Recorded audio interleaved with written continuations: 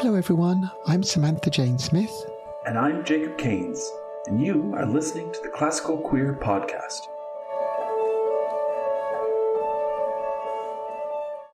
Welcome to the Classical Queer Podcast. We are joined by two members of Hub New Music, and we are going to be talking with Mike and Meg today, who are in two different places. And we're very thrilled to chat with you, but I'll let you introduce yourselves, and so you can tell us what instrument you play and where you're joining us from on the call, and we can start to listen to some music and chat. Hi, my name is Mike. I'm the flute player of Hub New Music. I'm calling in from my home in Ann Arbor, Michigan. I'm really thrilled to be here. Happy New Year. Hello, my name is Meg. I use they, them pronouns. I'm calling in from Detroit, Michigan, where I live, and I play violin and sometimes viola with Hub. Occasional violas. That's that's what every violinist loves to say. Yeah. So tell us a bit about how the group started, where you kind of found each other, and maybe where things began for you playing together. Did you play in other iterations before Hub together, or is this kind of the first meeting for you both? Well, Hub started as a school project a little over 10 years ago now. It's very weird to say it's over 10 years now, at the New England Conservatory in Boston, where I went to grad school. And Hub had started out as kind of a more free-flowing collective of friends who I could gather, who played anything, who were down to play some new music across Boston. We played in churches and art galleries and anywhere that would have us for a show. And as we were doing programming, a lot of these spaces that we were playing in didn't have luxuries like pianos or percussion equipment or anything that we get used to in a regular concert hall. And so it was very DIY. And being the flute player, I didn't want to just only program like string quartets or string trios. So I'm frantically researching on the Google machine pieces of new music that also included the flute, that had no piano or percussion. And so in that whole research process, stumbled on a lot of repertoire for flute, clarinet, violin, and cello that was commissioned by a group called the Seattle Chamber Players. And there were a bunch of really terrific pieces. And so that set the group kind of on this path of being that particular instrumentation. And the benefit of that was that for a group that was not a standard instrumentation and is not a standard instrumentation, we actually didn't have to commission everything we played from the get-go. We actually had this almost kind of working body of repertoire that we as students could treat as our kind of, quote, standard rep. So the pieces that we found became like our Beethoven quartet or our Schubert trio, and we learned them, in that kind of very pedagogical fashion. And then fast forward, Meg, is it 8 years now? I mean, 2 years ago you joined, right? Yeah, so 8 years later, yeah. So fast forward 8 years, we had an opening for our violin position, and I had called upon various friends in Michigan, and they all said, unrelated to one another, said, you have to call Meg Rohrer, and I did, and it was a very, very, very good idea.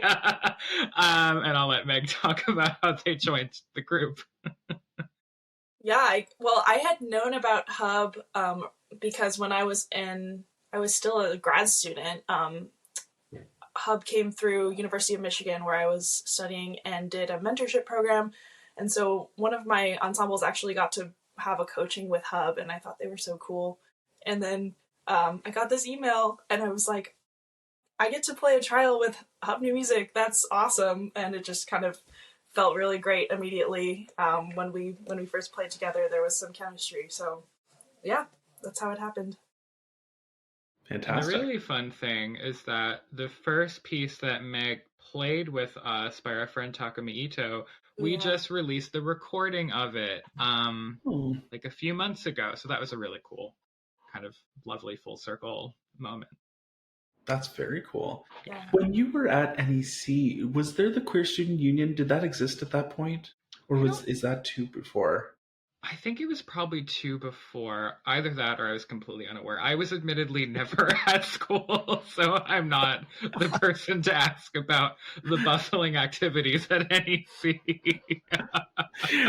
The only reason I ask is because one of the very first people that we interviewed now a couple of years ago was really involved with the NEC Christian Union. It always was like a really fascinating entity that existed at NEC, and so I was just curious if you had been involved. But I also understand not being too much at school because I was also not too much at the school during my grad work.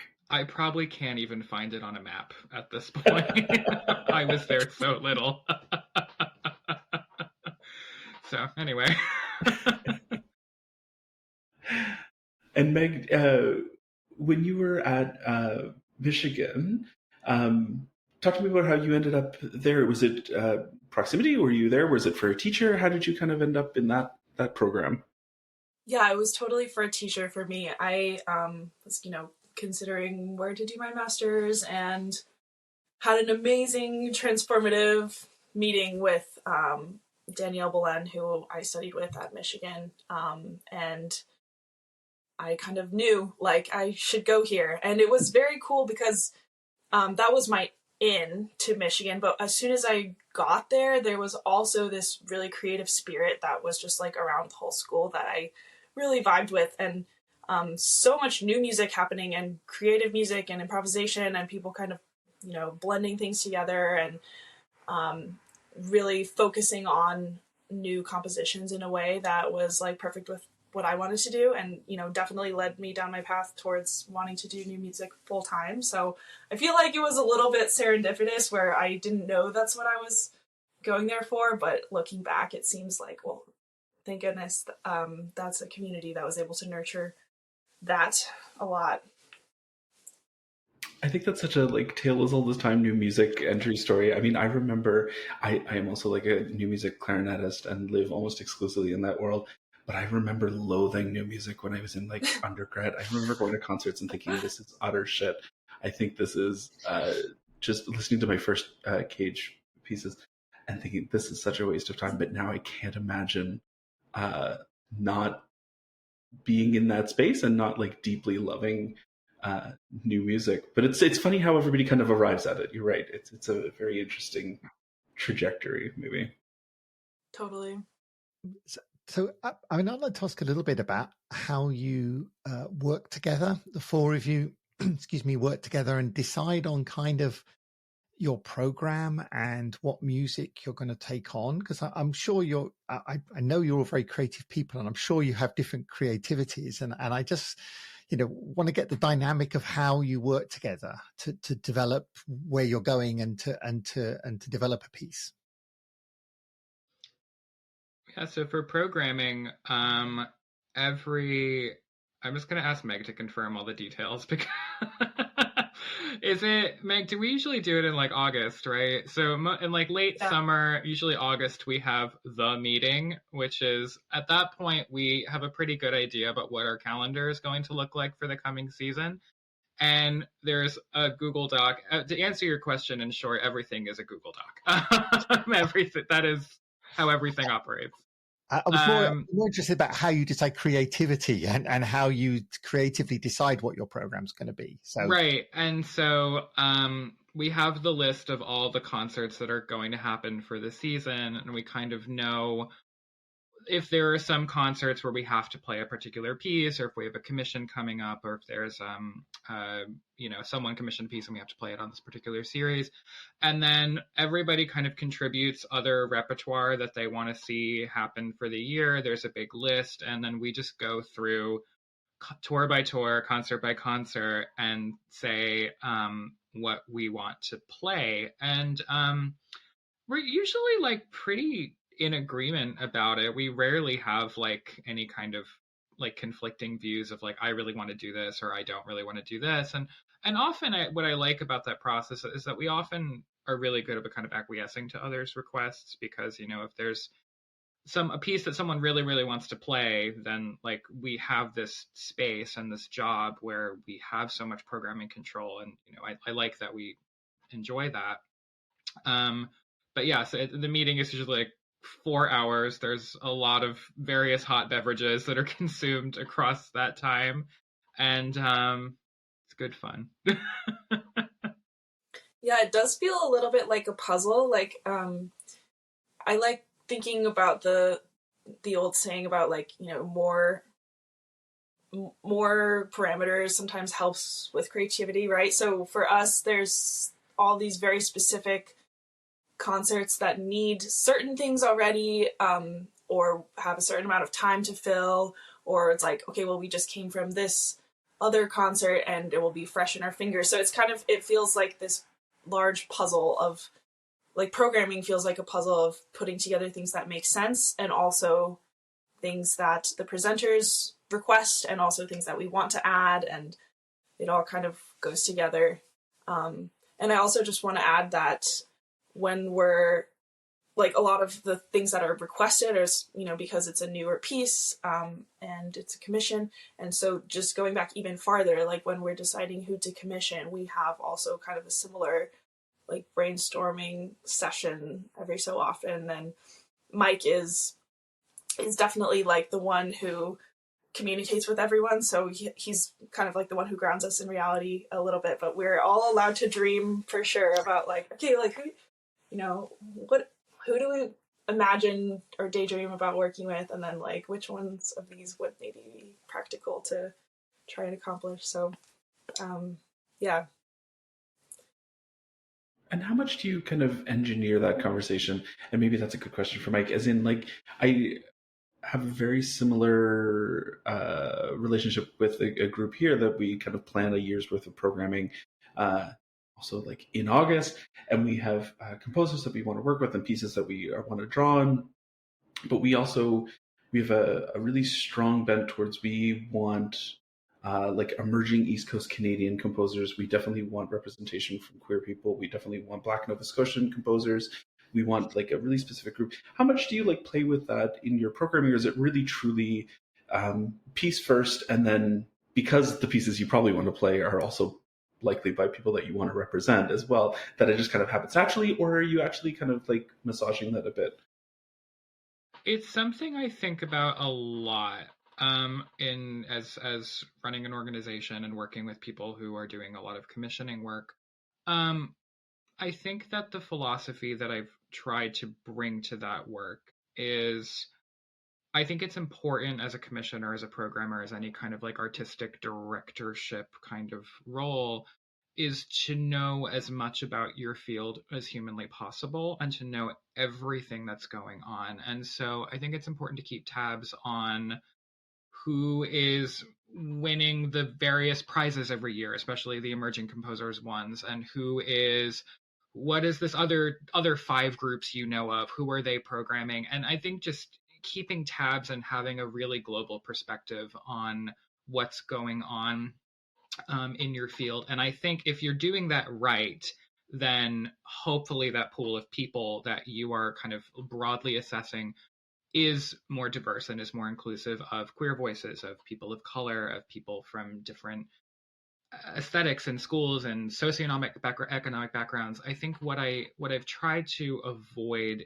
in at least our programming is to specifically look at, like, we want this kind of person for our program, because I think that can toe a bit of a dangerous line into the world of tokenism, and I think that's something that scares me about programming. And so, that said, if we have a list of programs and a list of concerts, and, like, the programs are all leaning a particular way, then I think it's important to have a certain amount of self-awareness and say, okay, well, we're lacking in this particular world of representation. What can we do? How can we go back to the drawing board?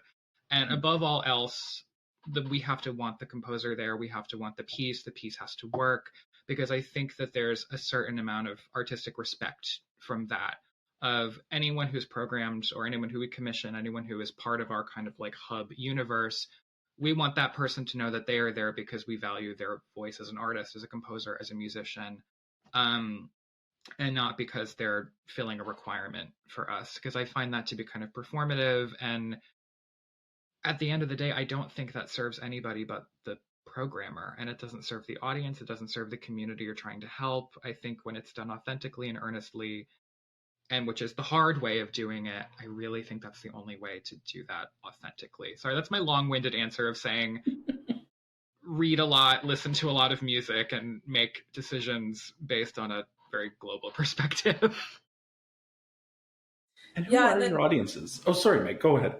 Oh, no, I was just going to say, correct me if I'm wrong, Mike, but we also don't give the composers much of a prompt for the piece, right? We kind of want them to just take our instrumentation and do what naturally they would write. So there's a lot of trust involved once we decide to commission someone as well. Yeah, and so I think the philosophy that we generally take is that whatever inspires the composer is what inspires us. We're not going to be the group that's going to come in and say, you have to write a 20-minute piece about maple trees, and it has to be in 5 movements, and each of the movements has to be about your different tree that you love. That's also a maple tree.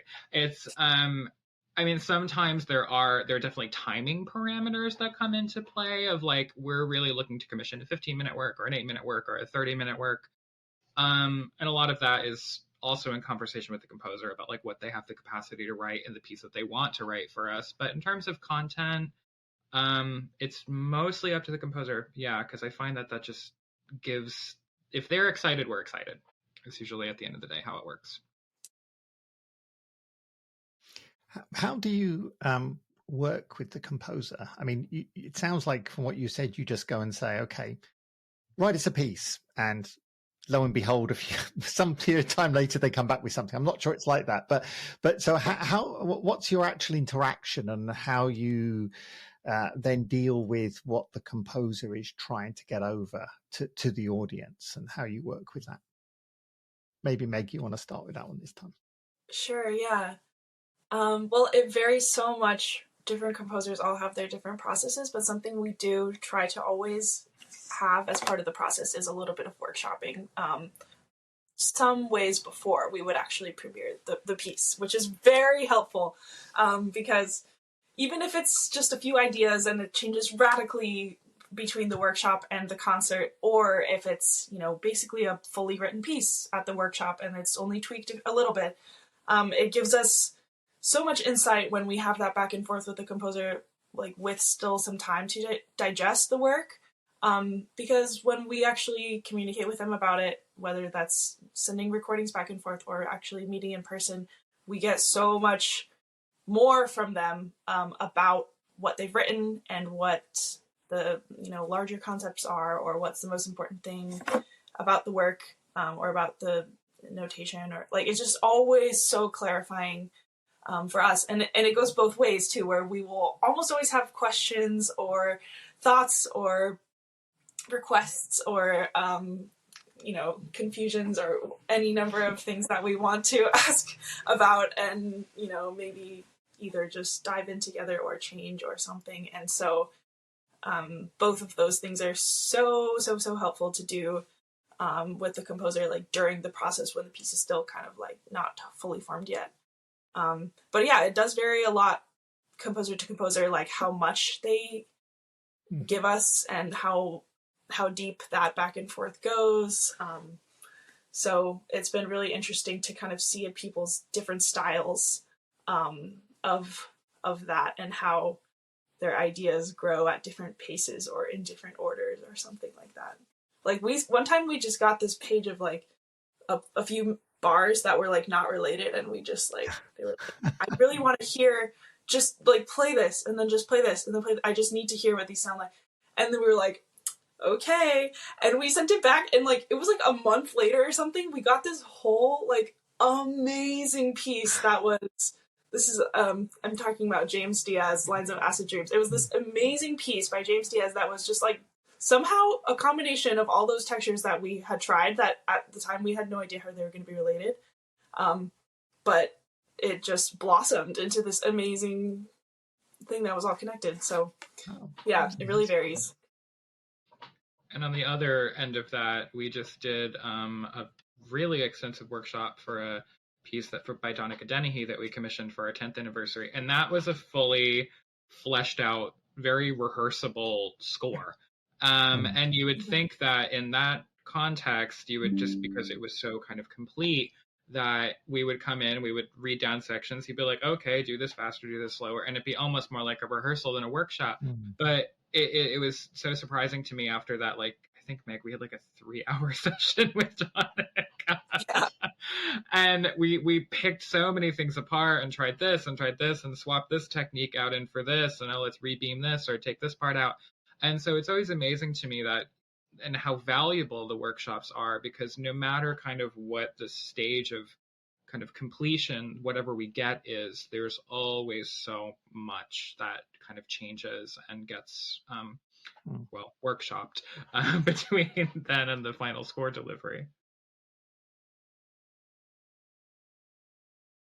So for those people who are listening, and include myself in this, who are not musicians, how much, when you come to play the piece here, how much, and you've obviously got a composer who's written something, they've written what they want the piece to say, how much input do you feel you have into how that piece is, what you play is put into that piece? How much of you is in that piece, do you think?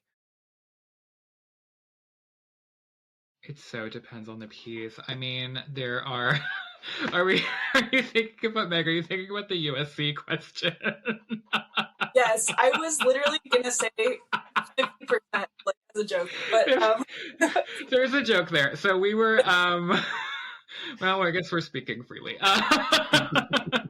So we had this residency at the University of Southern California, which was lovely, and the students were terrific, and they're just only good experiences there. And we're in this kind of Q&A session, and one of the students very bravely asks, how much of a score do you change, or when you make a change to a score, how often do you tell the composer?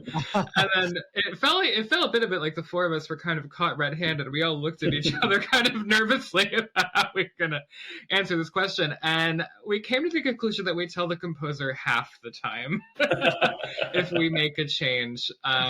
It's a little bit of a game to see if they notice. But the more serious answer is, I feel like what draws me personally to this particular area of work as a musician is that so much of us gets imbued into what we play. And so, when we get a score, it doesn't, for me, ever feel like it's a piece for flute, clarinet, violin, and cello. It feels like it's a piece written for the four of us, because it's what it is. And when that person is writing that piece, they were also kind of getting to know us as musicians, either through workshopping or listening to our recordings or looking at our other pieces, our history of work that we've done. And so that kind of research and that experience that they have of getting to know us, whether we've said that bar 14 needs to be taken up an octave or this needs to be shifted here, I feel like that is kind of in their consciousness. And I feel like the best pieces feel that way, that they know that they're writing for a particular group of people. And so, there's the stuff that we change, which is quite literally like, this measure was authored by Mike. And then but in a grander, more, again, like global perspective, so much of it feels like it's imbued with us because it's for us. It's almost like it's a gift in a way. Yeah, and I think especially since the nature of what we do is touring these pieces over and over again, the repetition of that and sharing the same piece with many very different audiences also makes it feel more and more like ours. And that's something that's been really nice. So it's not like every piece we play that many times. Some would be fewer times than others, or some we play, hundreds of times. And I think it's interesting to notice how that also affects which ones feel the most authentic and the most like we can just express freely through this vessel that's been given to us. I guess. Sorry, go on, Jacob. Well, I was gonna connect it to the piece that we want to listen to today. What If We Were Beautiful? I wonder, how much have you played this one? First of all, did you workshop this piece? What was the process like to create this? this recording, and then so how much of that is true for this one that we're going to listen to? Yeah, we've played this piece quite a bit. We got it in March, so it's going on 1 year old.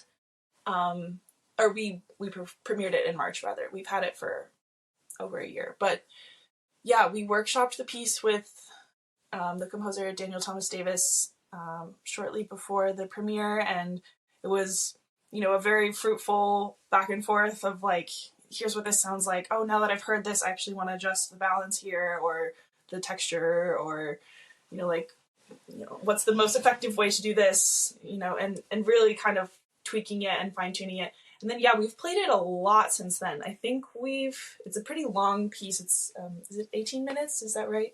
Yeah. And so there's been many a program where that's kind of like the centerpiece at the end since March, and I feel like we're all pretty connected to it at this point.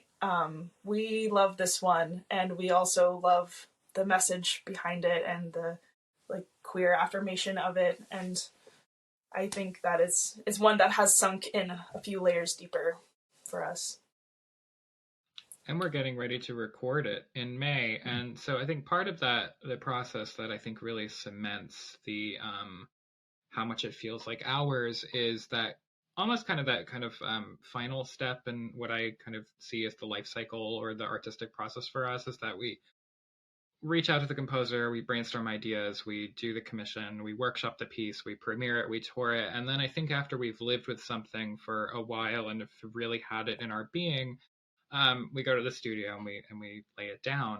That's not to say that we don't ever play a piece after it's been recorded, but I feel like the recording feels like this mark of that we feel like we've been playing something enough that we're comfortable and know it in such a way that we're ready to kind of lay it down in a quite permanent fashion. And so the recording that we have that's being played today is from a live performance that we gave this past October at Indiana University at a residency there. But I think by that point we had been touring the piece for 7 months. So it's been, really, really part of our repertoire and of our artistic work. Mm-hmm. So shall we take a listen? This is What If We're Beautiful written by Daniel Thomas Davis, if I'm correct. So if we just take a listen to that, and then we'll talk more about it.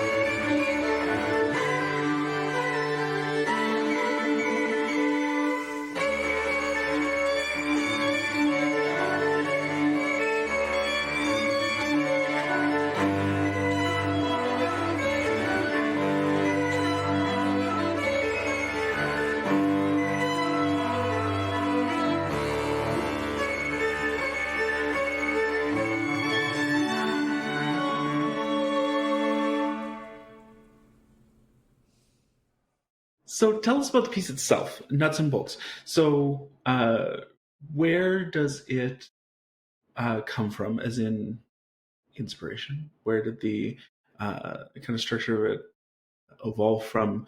Now that we've listened to it, we can have a little analysis of it.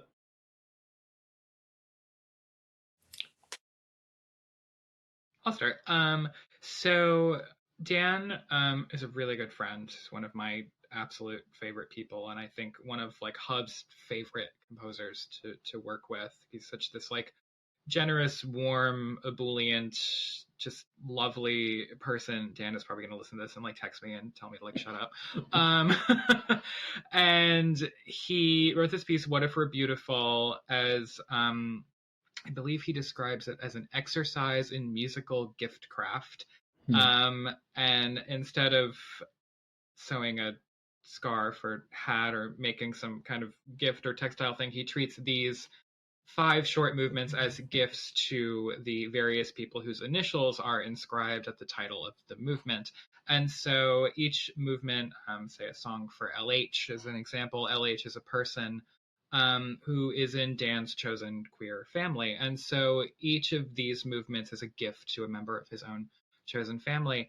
And rather than kind of treating them as like, they're loosely portraitures, but not really, so not really pictures at an exhibition-esque kind of inspirations, but they're all short. I think the longest one is like 4 minutes or maybe 4 or 5 minutes. And they're just so creatively orchestrated and lyrical and beautiful and heartwarming. And it's a piece that we just love to play and share. Yeah, I mean, I think it was, for me, that it was, I don't mean this in a negative way, it was very American. And I mean that in the sort of expansive American way, you know, like it sort of felt big in the sense, much bigger than the pieces were. And that was kind of, I don't know if that was a feeling you were trying to get over or not, or the composer was, and you in your playing were trying to get over, but that's what it came over to me like. It was very outgoing, expansive sort of feel to it. Yeah, I never thought of it that way. I mean, I guess the anthem movement is quite gospel-y in nature, which to me feels like a very American thing. But unrelated, so this is do you ever watch like old like classic Spielberg movies? Speaking of like American art, and there's this like certain like when you watch like an old Spielberg film, there's like this certain sense of like optimism to it that I associate with like art that we would brand as like capital A American. And I feel like if we're kind of thinking in that lines, and in no way kind of like a nationalistic kind of way, but I do feel like Dan's piece also maybe bears that same feeling of optimism that you have when you watch like E.T. When you said old, I actually thought you were they're not old, but 1950s, which is more like old for me. So I was kind of, but I think you're right. I mean, this is in my mind. I had this image of 1950s American films or 1960s films, which were very, you know, kind of expansive, and here's the world and this kind of thing. And even if I'm gonna, this is gonna go way out of where we're going with this, but even in a way, it reminded me of something like Dvorak's From the New World Symphony. I know it's a symphony; it's completely different, but it has that optimism of the new world, and it kind of felt similar. Yeah, that's gone. That's gone down. Yeah, no, it's a bit folksy. Yeah, Meg. Yeah, totally. It's the folksiness of it like resonated with me. Sounds American. It's, Dan is a hurdy-gurdyist, which is maybe not the most American instrument of all time, but I feel like still that kind of grown thing that we hear, especially in the last movement. It's like a translation of hurdy-gurdy in a very like, you know, fiddle kind of way. Yeah. That's I got that feel. It did sound to me, and again, maybe not being American actually gave me more of that feeling of looking on the inside of it a little bit, looking from the outside into it. Cool, yeah. I mean, I will say, as a hurdy-gurdy aside, I have asked for a hurdy-gurdy for the last like 7 Christmases, and yet my partner has yet to get me a hurdy-gurdy. For good reason. And again, James. this For year, good I have reason. yet to get a hurdy-gurdy. It's on my list. It's the top thing on my list. Anyway, Oh my gosh. for another day, we can now go you down have the to hurdy-gurdy thing. wait till next Christmas. Oh no. It won't happen. He doesn't want it in the house. Trust me. No, not at all. Do you maybe, because Mike, you know the composers so well, do you know the people who are attached to the movements as well? I feel like I've slowly been meeting them. So the second movement, and I always forget their initials for the number of times I played this piece and like looked at that cover page. I met them at the premiere, and they're this lovely couple, and they're like the most fun, wonderful, very engaging to talk to. And that movement, the second movement, the one that's inscribed for 2 sets of initials, kind of has these like 2 kind of opposing thematic things going, and one is very sparkly and poppy, and the other one is more like broad and expansive and kind of waxes on. And it was them, and it was crazy. Like one of them was like very like giddy and bubbly and fun, and the other one was just like a little bit more kind of spoken much longer sentences and was much more like poised and elegant, and it was just so funny seeing the 2 of them. But Meg is like grinning, so I feel like I just have to like own up to it. The 4th one is me. The flute one is me, which I'm always so like bashful about admitting. But I haven't met the other people who are not me and the couple who are the second movement. And do you think it does you justice? Do you think it's you? It does. It's really, it's lovely. It was honestly one of the most, I teared a little bit when I got the score because I had no idea that he was doing that.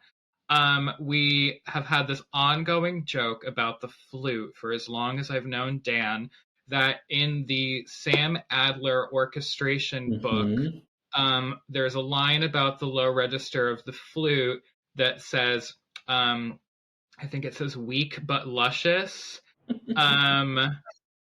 And then so Dan alluded to that because it's more low B's on the flute than I've ever had to play in my life.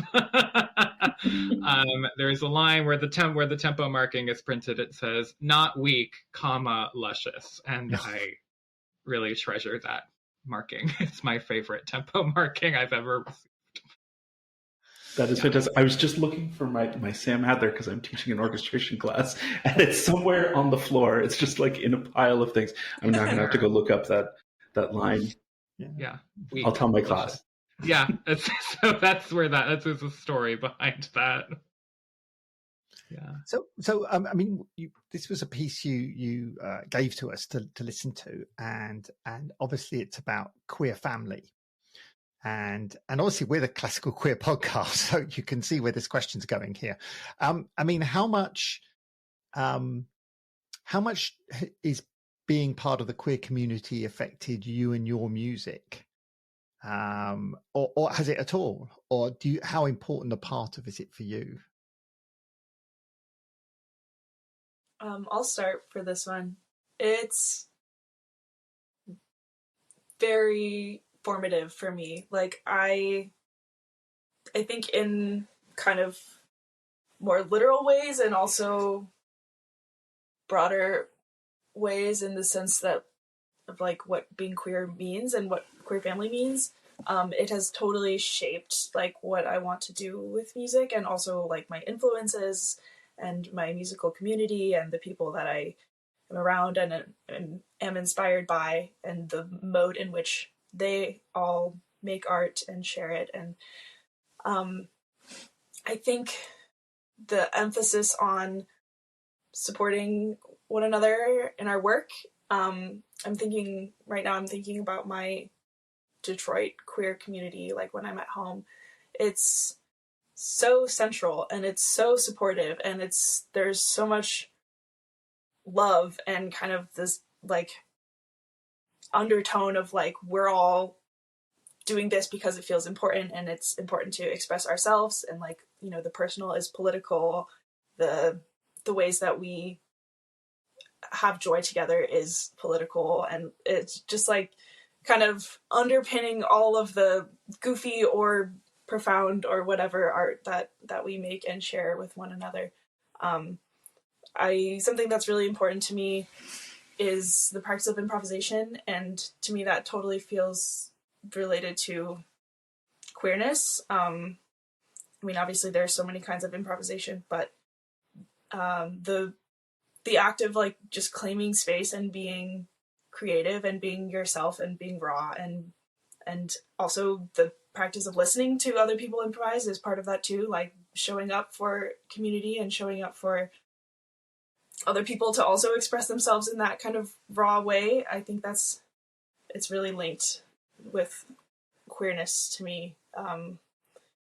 And I feel really lucky that, you know, when I'm home, I get to engage in that community, and like there's a lot of great improvisation and great other kinds of art that my people here do that I get to kind of like partake in and witness. But also when I'm on the road with Hub, it feels like, you know, like 3 of us are members of the queer community, and we're not shy about it. When we, you know, for example, when we perform Dan's piece, usually Mike is the one who talks about it, and we tell the audience, you know, what it's about and that this is about queer joy. And it just feels really important to not just like perform queer art with Hub, but also to talk about it and acknowledge it and like bring it into whatever space we're in, even if it's like somewhere that feels, maybe it's like a little bit scary to do that, but we still do it anyways, and that feels really important. So personally, I feel like all the ways in which I make chamber music and music with other people and also listen to it, I feel like blessed both at home and on the road, that it feels always very linked with my queerness and my queer family. Oh, beautifully said. Yeah. Yeah, it's interesting thinking about Hub's work more broadly and how it's connected to what, at least the word and the kind of message behind queerness and queer community is for me.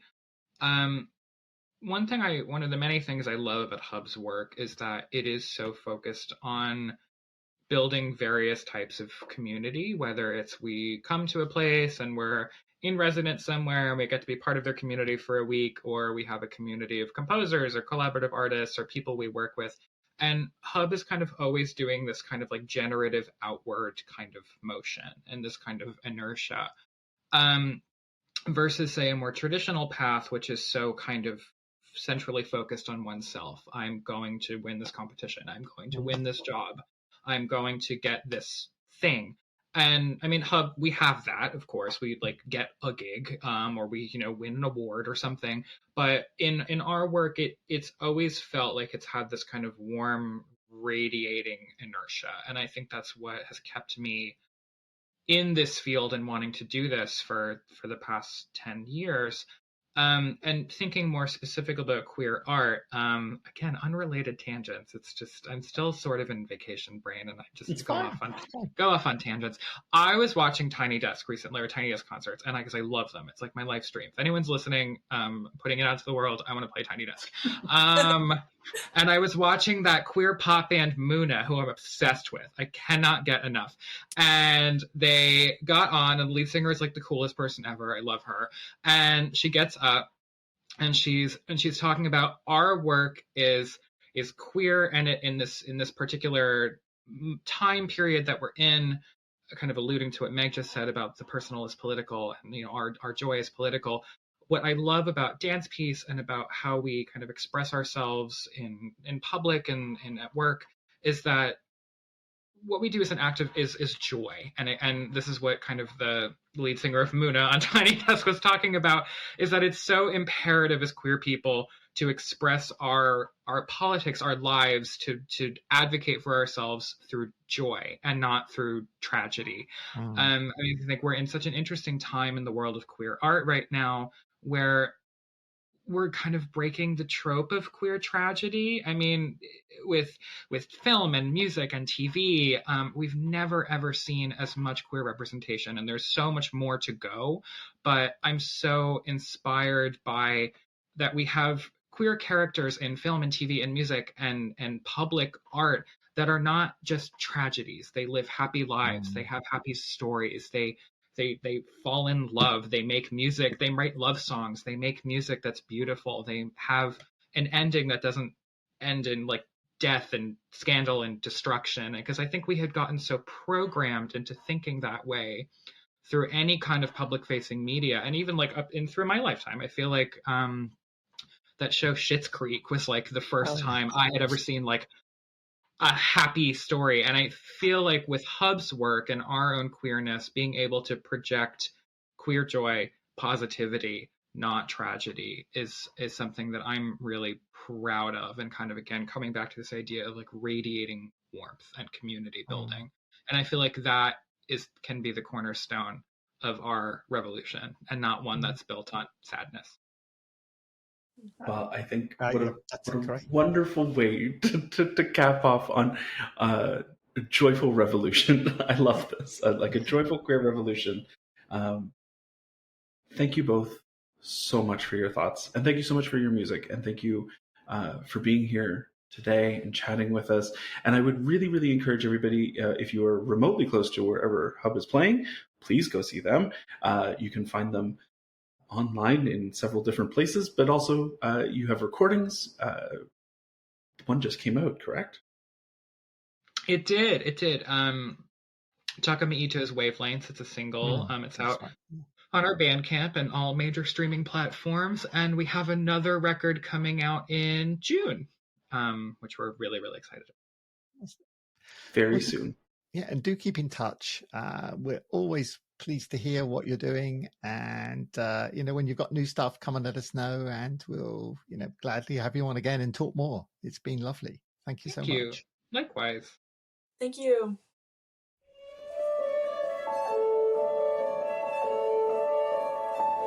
So that's all for this episode. You've been listening to the Classical Queer Podcast, and Jake and I look forward to being with you next month. The incidental music is courtesy of Jared Miller, and the show was produced by Samantha Jane.